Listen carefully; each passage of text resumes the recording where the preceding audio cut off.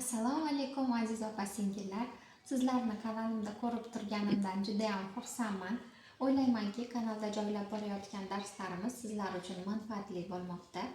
Bugun inshaalloh sizlar bilan 4-darsimizni boshlaymiz. Birinchi darsimizda zanjir olishni o'rgangan edik. Ikkinchi darsimizda nakitli chokni o'rgandik. Uchinchi darsimizda yarim nakitli chokni o'rgandik. Bugun sizlar bilan beznaki chok olishni o'rganamiz.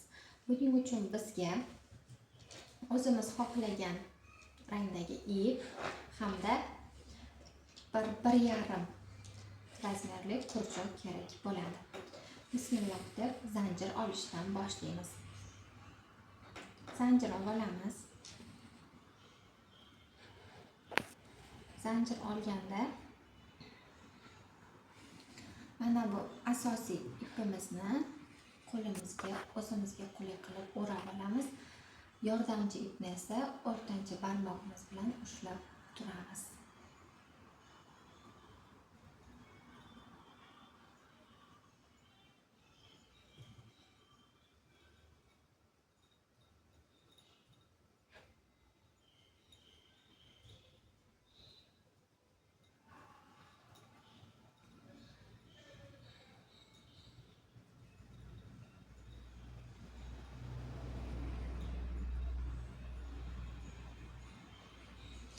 Mana zanjir oldik.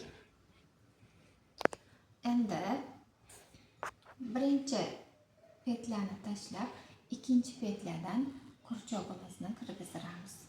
Hamda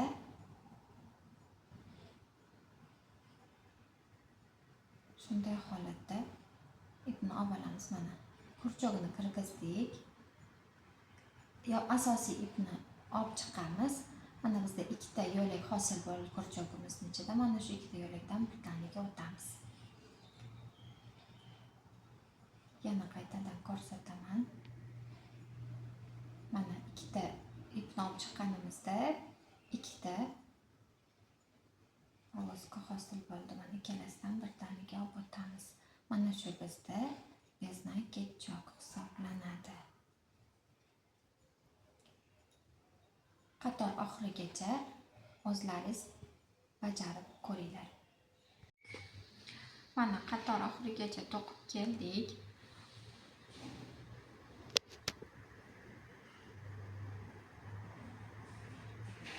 Mana to'qiymiz. Oxirgi petlani qoldirdim.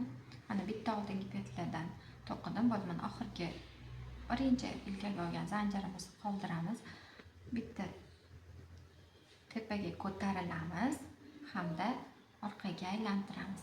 Birinchi petlani qoldirib, ikkinchisidan kiramiz. Shunda choklaringiz qiyshiq bo'lib qolmaydi.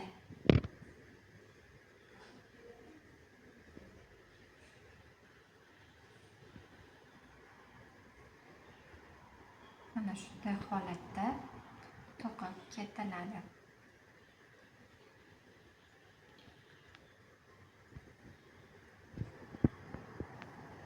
Mana azizlar, bugun sizlar bilan beznaki chokni o'rgandik. O'ylayman bu sizga manfaatli bo'ladi. O'zingiz mustaqil ravishda to'qib ko'ring hamda fikrlaringizni kommentariyada qoldiring. Sizlarga nima to'qishni xohlaysiz, nimaga qiziqasiz, ularni yozib qoldirsangiz, bu men uchun juda ham muhim. Sizlar bilan keyingi darsda ko'rishamiz. Hozir sog', salomat bo'ling.